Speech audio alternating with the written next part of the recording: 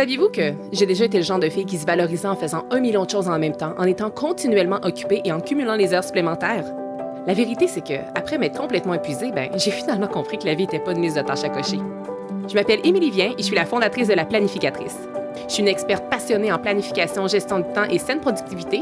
Et mon rôle, c'est d'aider les gens qui ont un horaire ultra chargé à trouver du temps pour ce qui compte vraiment.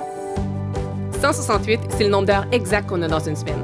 Et mon but à travers ce podcast, c'est de vous montrer à les optimiser sans vous épuiser. Alors oui, on va parler de planification, d'organisation et d'efficacité, mais on va aussi aborder des thèmes super importants comme la procrastination, le stress et la fameuse charge mentale. Vous allez voir, vous avez pas mal plus de temps que vous le pensez. Laissez-moi juste vous montrer comment y arriver.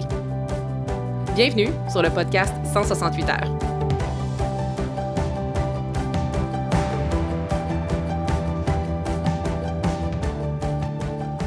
Il est enfin là. C'est avec énormément de fierté que je peux enfin vous annoncer officiellement que l'agenda 2027 de La Planificatrice est désormais disponible en pré-vente. Donc, vous pouvez déjà passer une précommande et sachez que pour les personnes qui vont commander rapidement, vous allez obtenir, nous allons expédier les agendas sur réception parce qu'on ne les a pas encore à la maison et ça va être expédié fin septembre. Et justement, c'est en raison de cette belle nouveauté-là que j'ai vraiment été inspirée à créer un épisode spécial sur la planification cette semaine. Et je vais vous parler un peu aussi de l'agenda de la planificatrice, mais justement, j'avais envie de vous parler vraiment concrètement comment moi je planifie ma semaine parce que je me rends compte qu'à travers les années, j'ai partagé un tas de contenu sur la planification, mais je pense pas que j'ai révélé, à tout le moins pas sur le podcast, ma méthode, mais vraiment mes 5 étapes qui me permettent de non seulement planifier ma semaine, mais surtout de vivre une vie alignée.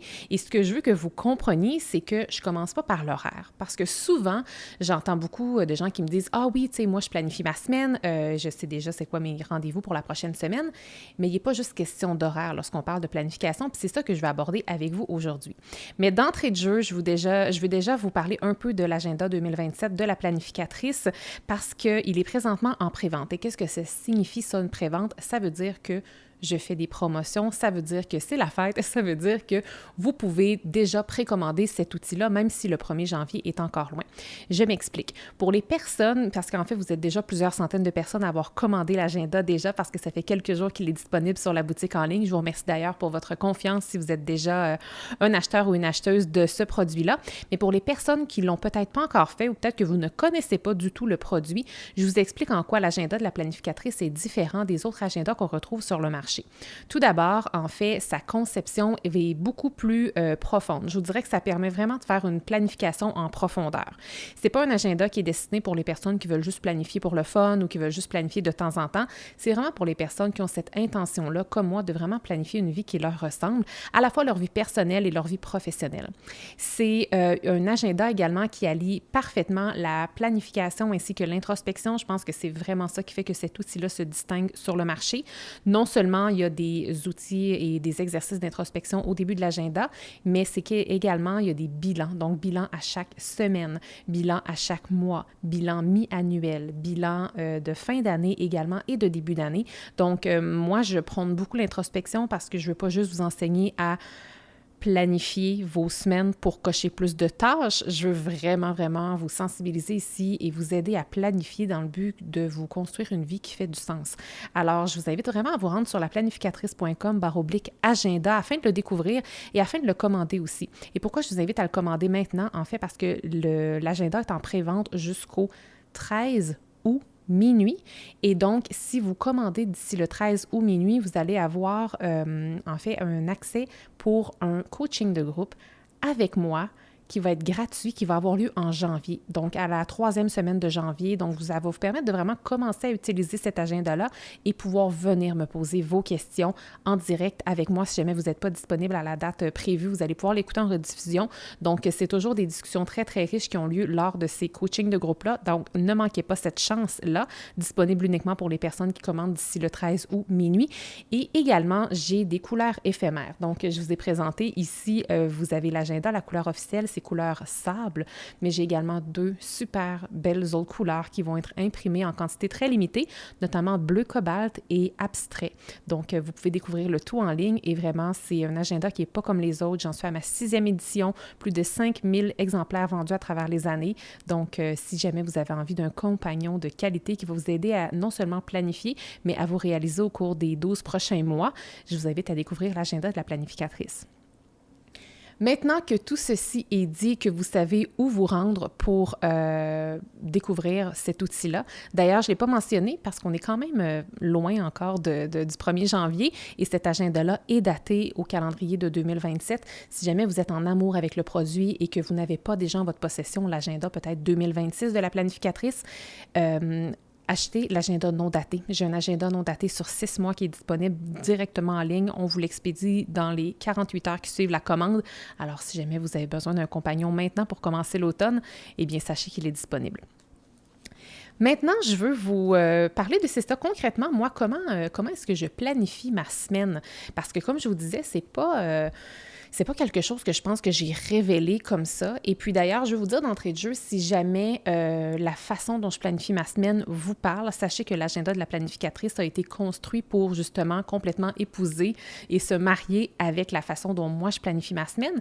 Et si jamais vous avez envie que je vous prenne vraiment par la main pour vraiment aller encore plus dans le détail de ce que je vais vous révéler aujourd'hui, sachez que j'ai une formation en ligne qui s'appelle Planifier pour se réaliser. Je vais mettre le lien dans le résumé de l'épisode et c'est une formation super abordable où je vais vraiment encore plus en détail et où je montre des visuels, je donne des exemples. Donc, on est vraiment plus dans les détails et je vous prends vraiment par la main à travers cette formation-là qui se nomme Planifier pour se réaliser pour vous aider à planifier votre semaine à ma façon. La première étape, et non la moindre, lorsque je planifie ma semaine, c'est que je fais un bilan. Et c'est pas un hasard pourquoi j'ai inclus un bilan dans l'agenda de la planificatrice, c'est parce que s'il n'est pas inclus dans l'agenda, c'est qu'on ne va pas y penser, on va oublier de le faire. Et je pense que le 3/4 des gens comprennent l'importance de faire des bilans. Et si vous n'êtes pas une de ces personnes qui fait partie du 3/4, j'espère vous sensibiliser aujourd'hui de l'importance de faire des bilans. Mais souvent, les gens vont avoir l'intention de le faire, mais ils ne le feront pas parce qu'ils vont l'oublier. C'est pour ça que je l'ai inclus dans l'agenda. Et pourquoi est-ce que c'est important de commencer par le bilan, que c'est vraiment la première étape que je fais? Parce que sans bilan, c'est facile de recommencer une semaine de la même façon dont on a fait la précédente. Et si la précédente n'a pas été optimale, ça se peut qu'on répète les mêmes erreurs. Et si au contraire, la dernière semaine a été optimale, a été exceptionnelle, magique, productive et à votre goût, eh bien, c'est important de comprendre pourquoi c'est si bien passé dans le but de reproduire le même scénario pour la semaine suivante. Et moi, je trouve que le bilan, puis d'ailleurs, les bilans qui sont inclus dans mon agenda, ce sont des bilans qui se font en 5 minutes. Là, c'est super rapide, là, parce que je comprends que je m'adresse souvent à une clientèle qui a un horaire chargé. Parfois, l'idée de faire un bilan vient avec une certaine lourdeur, un peu comme si ça allait être long. Et quand on a un horaire chargé, on essaie souvent d'épurer nos tâches. Donc, je veux juste vous rassurer en vous disant que les questions que je propose dans mon agenda, ce sont des questions qui se répondent en 5 minutes. Et là, c'est certain que là, je suis en grande prévente de mon agenda. Peut-être que vous avez déjà un agenda qui fonctionne bien pour vous et peut-être que vous n'aimez même pas les agendas imprimés, peut-être que vous préférez les agendas électroniques. Gardez en tête que tous les conseils que je vous dis aujourd'hui s'appliquent à peu importe l'agenda. C'est certain que peut-être que votre agenda ne comporte pas de bilan hebdomadaire, mais à ce moment-là, je vous invite à peut-être vous créer vos propres bilans de côté dans un journal personnel peut-être. Alors moi, je fais toujours un bilan sur la dernière semaine et ça me permet de me recentrer. Ça me permet aussi de prendre du recul avant de tomber dans l'exécution et la planification. Donc ça, j'adore ça. C'est un petit moment d'introspection qui me permet de me reconnecter à moi-même. Également, autre chose que je fais, tout dépendant de ces quand dans l'année que je planifie la semaine, lorsque je commence un nouveau mois, je fais, en plus de mon bilan hebdomadaire, je fais aussi un court bilan mensuel. Encore une fois, c'est le genre de choses qu'on est toujours bien intentionné de faire, mais qu'on oublie. C'est la raison pour laquelle il y a également des bilans mensuels qui sont inclus dans l'agenda de la planificatrice. Et ce que j'aime des bilans que j'ai conçus, c'est qu'ils sont directement rattachés aux exercices d'introspection qu'on fait en début d'année. Alors souvent, en début d'année, on se fixe des objectifs, on pense à notre horaire idéal, on pense à notre grande vision, et après ça, on l'oublie. Et donc, les bilans mensuels que moi je fais et qui sont inclus dans l'agenda de la planificatrice, ils nous ramènent toujours à ces exercices-là dans le but qu'on les oublie pas dans un tiroir et puis qu'on passe à l'action, en fait. Donc, tout dépendant, je fais pas mon bilan annuel à toutes les semaines, je le fais seulement une fois par mois et je trouve que c'est toujours une belle façon aussi de commencer le mois parce que ça nous permet de fermer le mois passé et de commencer avec plein de belles intentions le mois à venir, en fait, le nouveau mois. Donc ça, c'était ma première étape, les bilans. Jusqu'ici, rien n'est compliqué, mais on n'est encore pas rendu dans l'horaire. Deuxième étape, et vous m'avez possiblement déjà entendu en parler, c'est le fameux brain dump. Un brain dump, c'est vraiment un exercice où on va aller se vider la tête de tout ce qu'on a dans notre tête, mais aussi tout ce qu'on a peut-être un peu d'éparpillé ailleurs.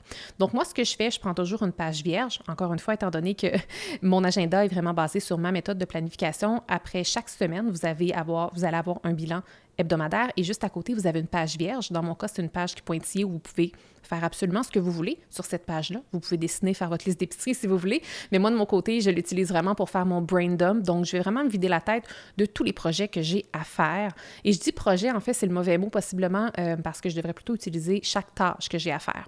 Dans mon brain dump, je vais donc, tu sais, si j'ai des projets, je vais aller les fragmenter dans le but de ne pas voir un projet, mais une tâche, parce qu'un projet, tu sais, derrière chaque projet se cachent souvent plusieurs tâches. Donc, c'est pour ça que je vais vraiment aller miser sur les tâches parce que la seule façon d'avoir une réelle vue d'ensemble de ce qu'on a à faire, c'est pas de lister nos projets, c'est de lister nos tâches. Donc, je vais aller lister mes tâches. Je vais aussi aller y insérer les rendez-vous parce que les rendez-vous prennent du temps dans notre horaire aussi, tout comme nos tâches. Donc, il ne faut pas ignorer l'un ou l'autre, il faut vivre avec les deux. Et des fois, lorsque j'écris un rendez-vous, ça va justement me faire penser à ah, c'est vrai, si j'ai rendez-vous avec telle cliente, bien, je dois préparer peut-être ma rencontre.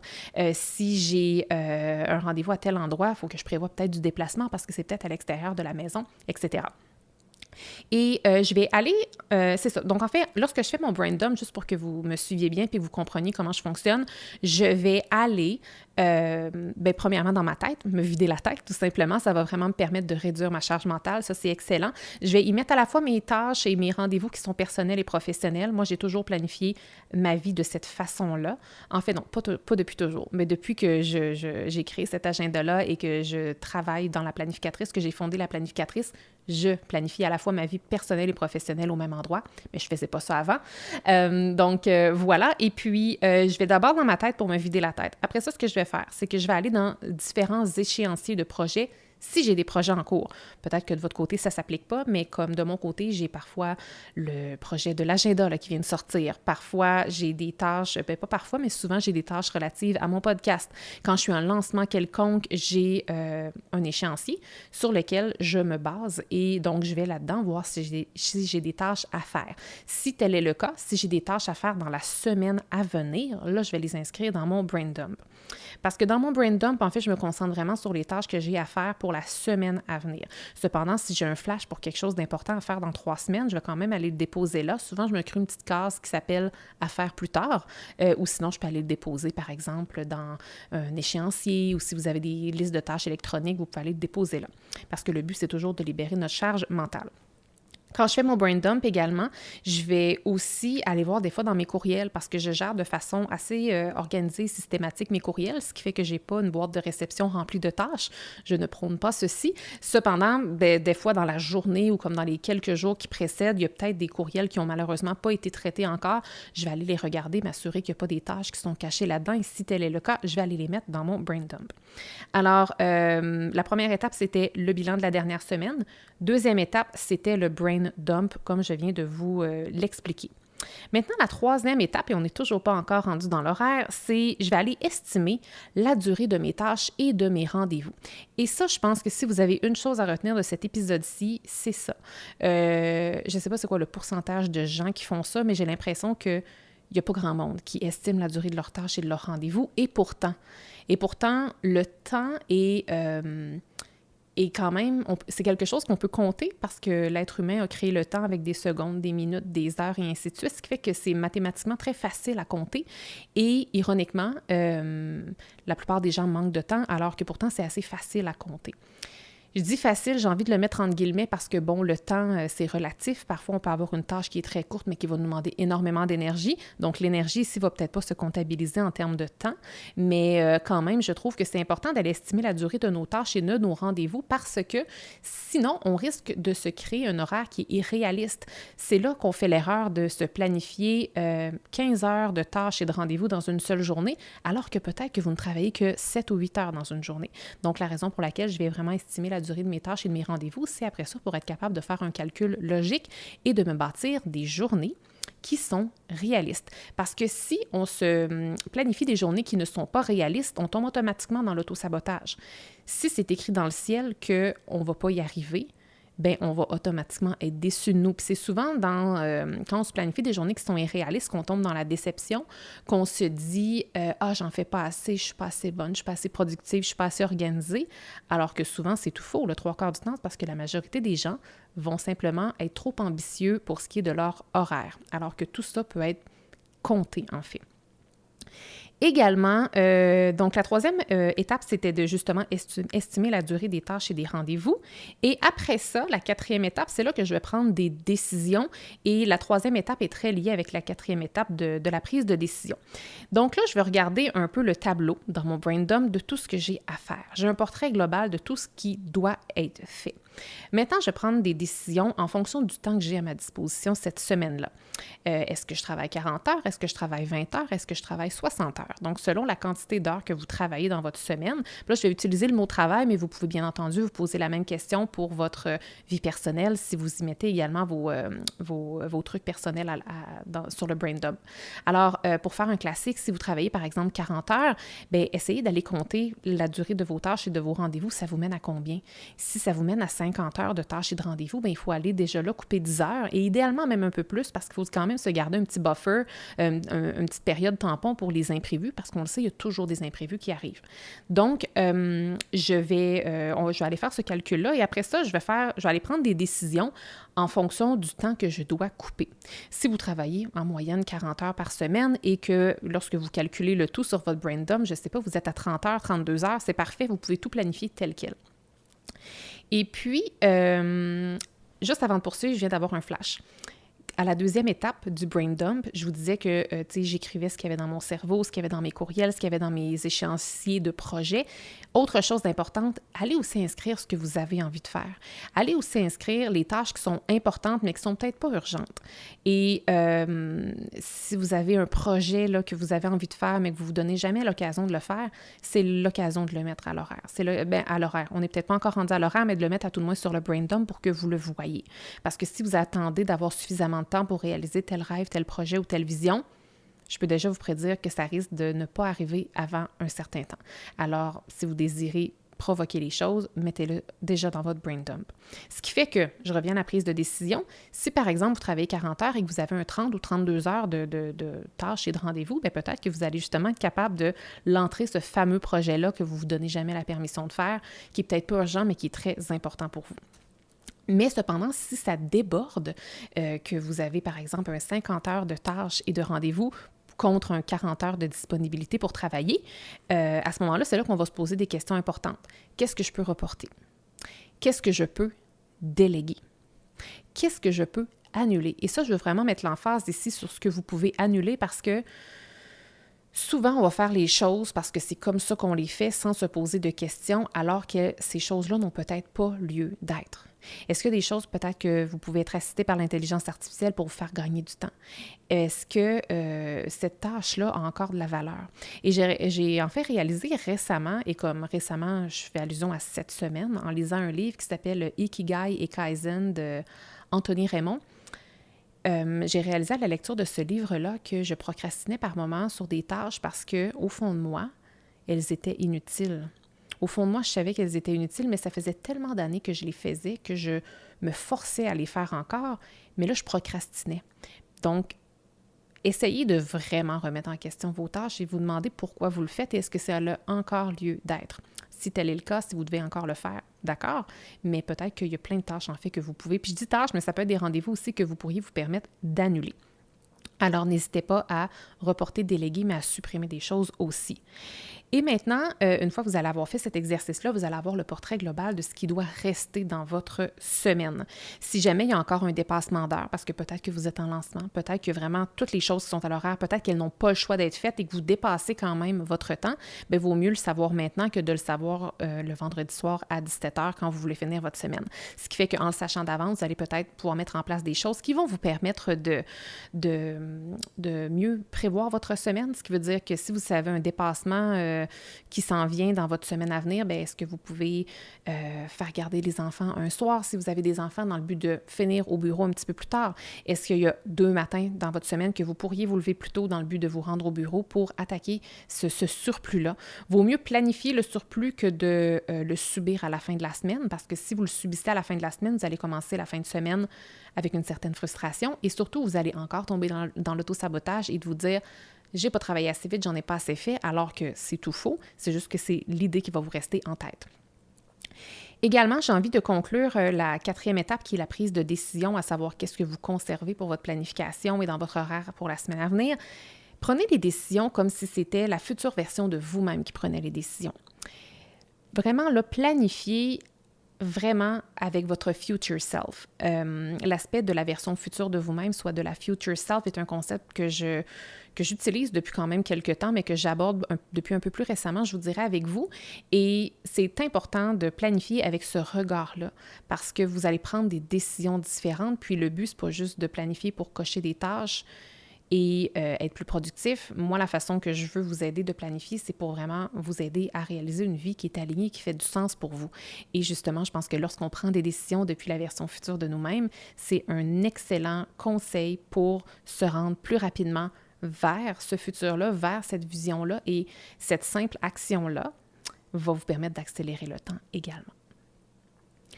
5e étape et non la moindre, c'est là qu'on va parler de l'horaire, c'est là qu'on va parler un petit peu plus de la planification, c'est vraiment là qu'on va aller recopier les choses qu'on a à faire dans notre agenda. Moi, j'utilise l'agenda papier pour planifier mes tâches. Si jamais vous n'avez pas d'agenda papier, si vous préférez l'électronique, à ce moment-là, c'est juste de votre côté de vous trouver le bon outil électronique pour vous permettre d'inscrire les tâches, parce que le but, c'est pas de les garder dans votre tête. Alors là, vous allez aller recopier un peu tout ce que vous décidez de garder dans votre semaine. Vous allez le recopier dans la semaine à venir. On focus uniquement sur la semaine à venir.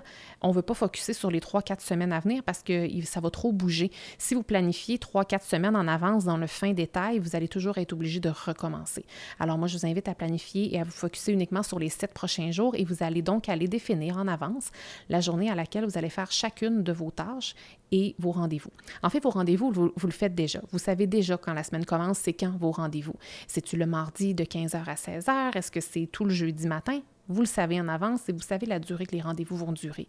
Maintenant, il faut faire le même exercice avec nos tâches en fonction du temps qu'on a à notre disposition. D'où l'importance de la 3e étape, d'estimer la durée de nos tâches. Ça va faire en sorte que si, par exemple, vous avez une journée qui est remplie de rendez-vous, bien, mathématiquement, allez pas mettre plein de tâches, ça ne rentrera pas. À l'opposé, si une journée où vous êtes libre de rendez-vous et que vous avez, par exemple, un 7 ou un 8 heures de travail de disponible sans rendez-vous, vous allez pouvoir aller vous mettre plus de tâches, peut-être aller mettre un 6 à 7 heures de tâches, justement. Assurez-vous également de faire aérer votre horaire parce que je pense beaucoup que dans la vie, il y a parfois des tâches qui vont nous prendre un petit peu plus de temps. Parfois, on va avoir envie d'être spontané. Parfois, très souvent, il va y avoir des imprévus aussi. Donc, si vous êtes trop serré dans votre planification, vous allez étouffer puis vous allez justement encore là créer un débordement. Alors, assurez-vous vraiment de faire aérer votre horaire. Et puis, dans le fond, le but, ça va être vraiment quand vous allez commencer votre semaine après d'uniquement voir ce qu'il y a à faire cette semaine-ci. La semaine d'après, on va la planifier plus tard. On va la planifier le vendredi, le samedi ou le dimanche. Et donc, on va vraiment voir uniquement ce qu'on a à faire dans la semaine à venir, dans la semaine actuelle finalement. Puis qu'est-ce qui est puissant de planifier de cette façon-là et qu'est-ce qui me permet, moi, de justement d'avancer sans m'épuiser? C'est que ça me permet de finir. Si je me base sur ma to-do list éternelle de tâches à faire quand je passe à travers mes journées, bien, c'est certain que je vais finir mon lundi, puis c'est certain que je vais finir mon mardi, puis mon mercredi, puis toutes les journées de la semaine en étant insatisfaite parce que je vais pas en fait voir les tâches que j'ai accomplies dans ma journée, je vais voir toutes celles qui ne sont pas faites.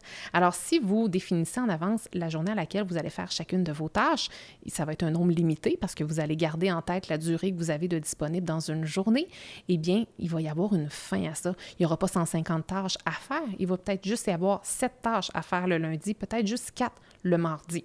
Ça peut être un petit peu inconfortable les premières fois quand on est habitué de traîner tel un boulet nos tâches jour après jour, mais je vous assure que ça va vous libérer. Puis vous allez à un moment donné dire « Ah, je ne suis pas infiniment dans le jus. Non, il me reste juste une tâche à faire aujourd'hui. » Puis quand elle va être terminée, cette tâche-là, bien, ça va comme vous soulager. Vous allez avoir un sentiment de satisfaction et de fierté envers vous-même. Et en plus de ça, vous allez vous dire « Je peux finir ma journée, je peux fermer mon ordi ou fermer mon travail. » Et après ça, ça va faciliter aussi la déconnexion avec votre vie professionnelle. Je vous donne un exemple concret. Malgré que je vous enseigne tout ceci, sachez que je ne suis pas une planificatrice parfaite. C'est important pour moi que vous le sachiez.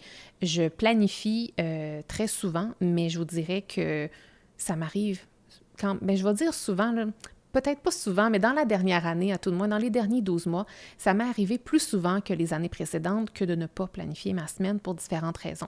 Et ce qui est très drôle, c'est que la semaine dernière, je n'ai pas planifié ma semaine pour différentes raisons et je me suis sentie dans le jus toute la semaine. Puis là, je riais de moi-même parce que je savais pourquoi je me sentais dans le jus.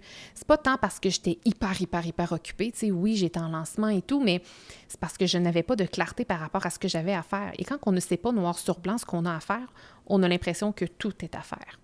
Donc, de planifier votre semaine de la façon dont je viens de vous l'expliquer, ça va justement vous enlever cette pression-là de toujours avoir l'impression d'être dans le jus.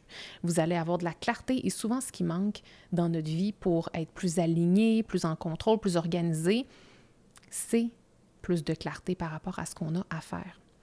Alors, c'était ça mes 5 étapes, toutes simples, toutes banales en fait, mais quand même dans un ordre précis qui me permettent de vraiment réaliser pas juste plus de tâches, mais surtout la vie de mes rêves. Je vais le dire comme ça, on dirait que j'avais une hésitation, mais je vis vraiment la vie de mes rêves, notamment parce que je planifie ma vie de cette façon-là, dans cet ordre-là, et que lorsque je commence à planifier, je ne commence pas par l'horaire, je commence par toutes les autres étapes que je vous ai partagées. Je vais les redire. Étape 1, bilan de la dernière semaine et du dernier mois, si jamais vous commencez un nouveau mois. Étape 2, le brain dump, des tâches et des rendez-vous. Étape 3, estimation de la durée des tâches et des rendez-vous également. Étape 4, prise de décision, à savoir qu'est-ce qu'on garde, qu'est-ce qu'on reporte ou qu'est-ce qu'on ne garde pas. Et étape 5, c'est de planifier concrètement, que ce soit sur papier ou à l'électronique. Et puis, voilà, donc je m'étais écrit une note ici, mais je pense que je l'ai répété 4 fois déjà dans l'épisode. Je vais le répéter une autre fois parce que c'est important. Le but, c'est pas juste de planifier ses tâches et ses rendez-vous, mais c'est de planifier sa vie. Et à travers les 6 dernières années dans la planificatrice, pour celles qui sont avec moi depuis le début, vous avez vu un peu le pivot. Au début, je voulais vraiment vous enseigner à planifier pour accomplir plus de tâches, être vraiment dans la productivité et aujourd'hui, je veux vraiment vous enseigner à planifier votre vie pour que votre vie fasse du sens. Alors, nécessairement, quand vous planifiez votre vie pour que votre vie fasse du sens, nécessairement, vous accomplissez plusieurs tâches. Nécessairement, un effet secondaire, c'est la productivité, mais je veux vraiment que vous reteniez ici que mon intention derrière, c'est vraiment que vous puissiez vous lever le matin avec motivation et vous créer une vie sur mesure qui vous ressemble. Et donc, je vous rappelle une toute dernière fois que l'agenda 2027 de la planificatrice est disponible en pré-vente dès maintenant. Commandez-le maintenant si vous voulez avoir accès aux couleurs exclusives. Commandez-le maintenant si vous voulez un coaching de groupe avec moi en janvier, totalement gratuitement. Et commandez-le maintenant si vous voulez être certaine de déjà savoir que vous allez avoir le meilleur outil en main pour planifier votre prochaine année.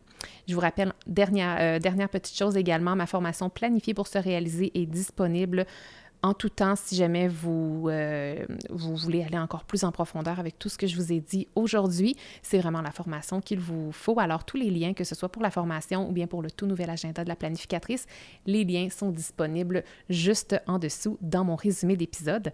Merci d'avoir été avec moi et je vous souhaite tout simplement de planifier une vie à la hauteur de vos ambitions.